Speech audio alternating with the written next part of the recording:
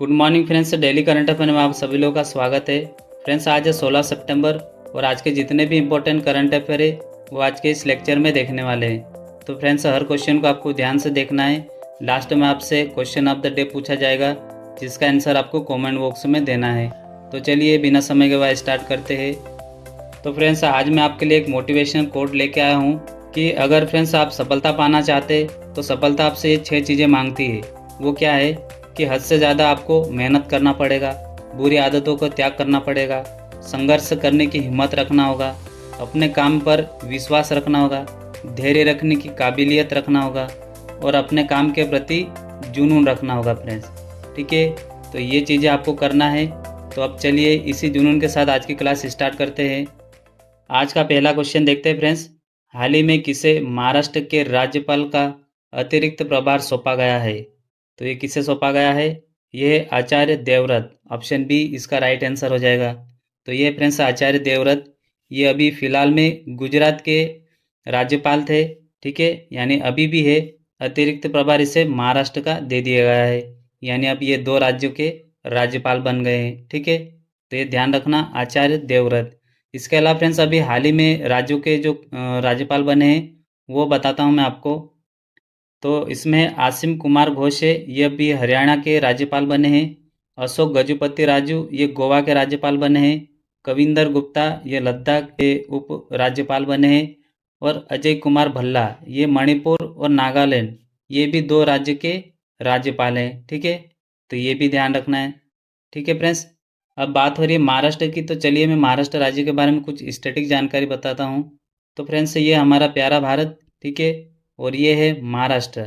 यहाँ के मुख्यमंत्री कौन है? ये है देवेंद्र फडणवीस। ठीक है फ्रेंड्स, और गवर्नर बन गया अभी ये आचार्य देवव्रत। लोकसभा सीटें ध्यान रखना 48 है और राज्यसभा सीटें 19 है। इसके अलावा फ्रेंड्स यहाँ के टाइगर रिजर्व ध्यान रखना आपको। ये मेलघाट टाइगर रिजर्व है, पेंच टाइगर रिजर्व है, नौगांव टाइगर रिजर्व है और बोर टाइगर रिजर्व है। इसके अलावा सह्याद्री टाइगर रिजर्व भी ध्यान रखना है। इसके अलावा फ्रेंड्स आपको ये है जीआई टैग। ठीक है, इसमें से महाबलेश्वरी स्ट्रॉबेरी, नासिक के अंगूर, वारली की चित्रकला, ये चित्रकला ध्यान रखना, सिंधुदुर्ग और रत्नागिरी के आम और हापुस के आम, ये कुछ इंपॉर्टेंट जीआई टैग थे, इन्हें ध्यान रखना। बढ़ते हैं अब अगले क्वेश्चन पे।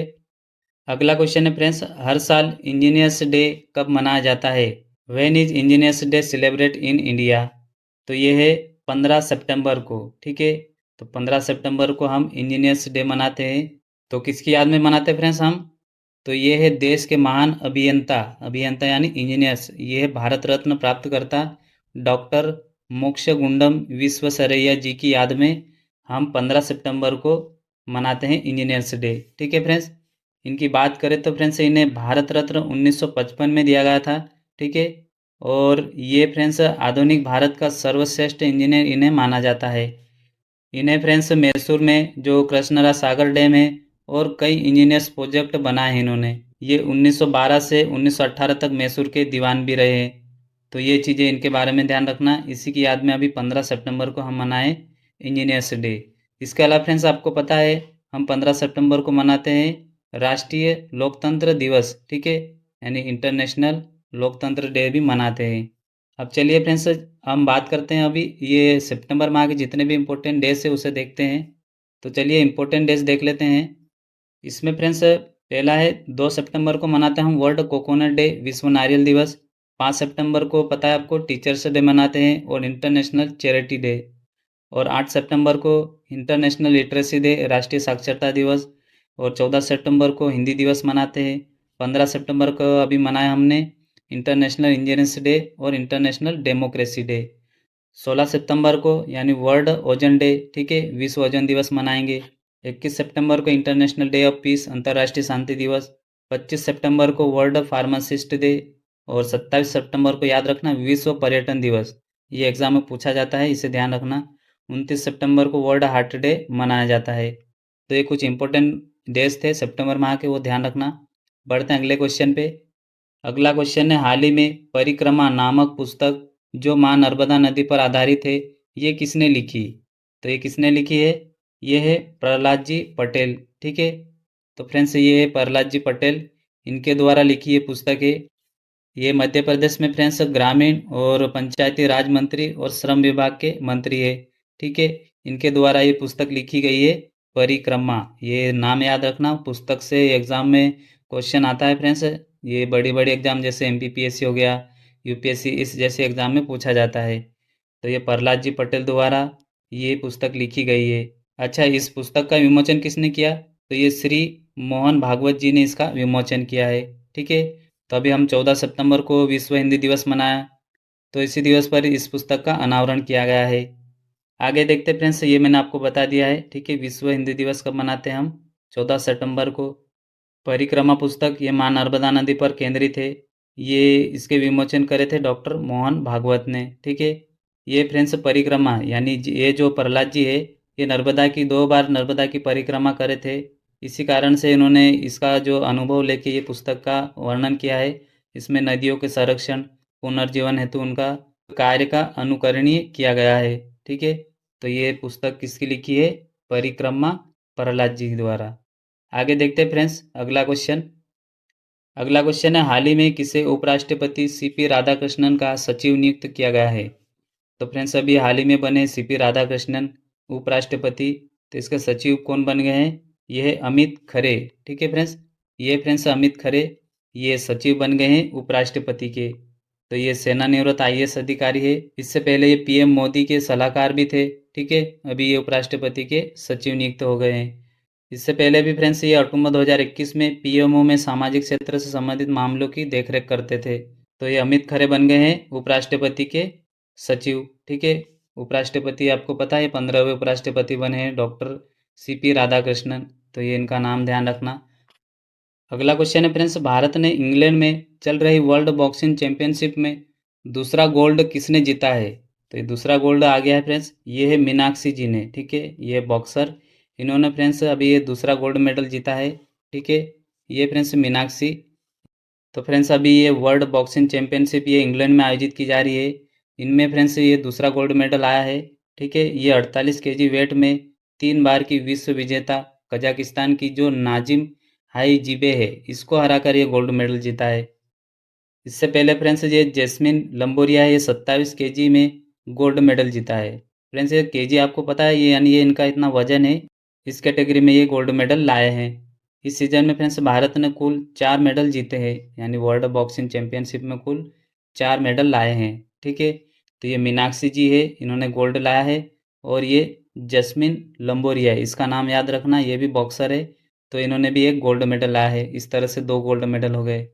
अब बात हो रही फ्रेंड्स वर्ल्ड बॉक्सिंग चैंपियनशिप की, तो चलिए इसे देखते हैं। तो ये बॉक्सिंग फेडरेशन ऑफ इंडिया इसके द्वारा आयोजित होता है। इसकी स्थापना होती है 1949 में, मुख्यालय नई दिल्ली में है। वर्तमान में अध्यक्ष कौन है? ये है अजय सिंह। तो ये चीज़ें ध्यान रखना। ठीक है, अब बढ़ते हैं फ्रेंड्स अगले क्वेश्चन पे। अगला क्वेश्चन है, पहली बार blind women T20 world cup 2025 किस देश में आयोजित की जाएगा? यानी फ्रेंड्स जो अंधे महिला है उनका T20 वर्ल्ड कप किया जा रहा है, ये पहली बार किया जा रहा है, इसे ध्यान रखना। तो ये कहाँ किया जा रहा है? ये भारत में किया जा रहा है। ठीक है फ्रेंड्स, तो ये है फ्रेंड्स ब्लाइंड वुमेन, ये T20 वर्ल्ड कप की एक टीम बनी है।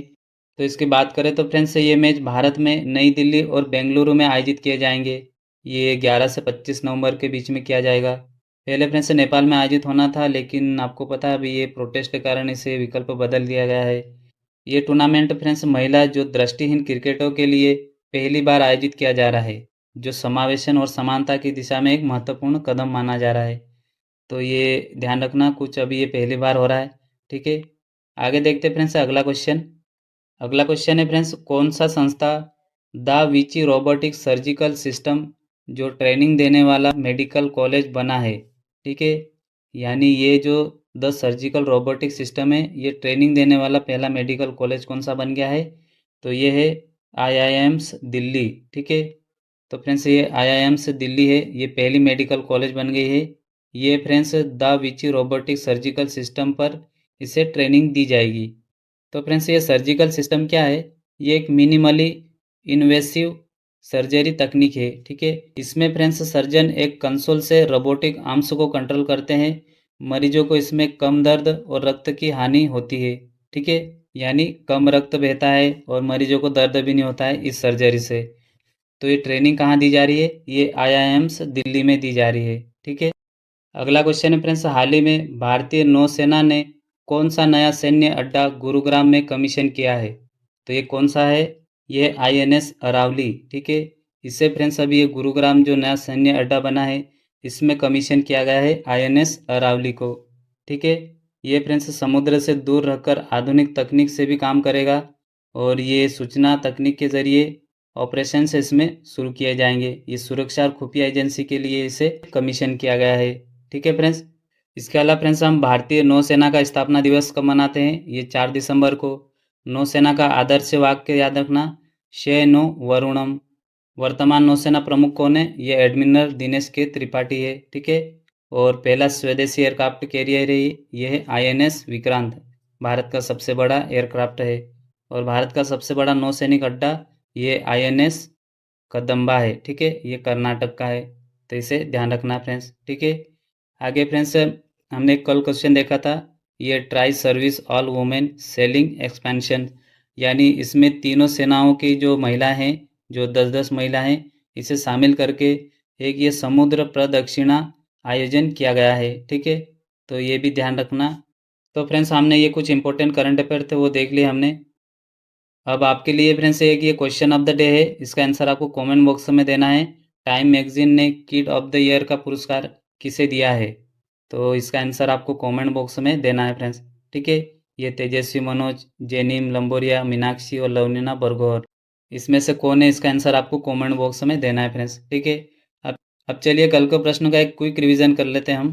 पहला है, हाल ही में NSE यानी national stock exchange governing board का नया चेयरमैन किसे बनाया है? तो यह श्रीनिवासन इजेटी को बनाया है। अगला है, हाल ही में नेपाल की अंतरिम प्रधानमंत्री कौन बन गई है? तो ये सुशीला कार्की बन गई है। अगला है, हाल ही में भारत सरकार ने पांडुलिपियों के संरक्षण हेतु कौन सा पोर्टल लॉन्च किया है?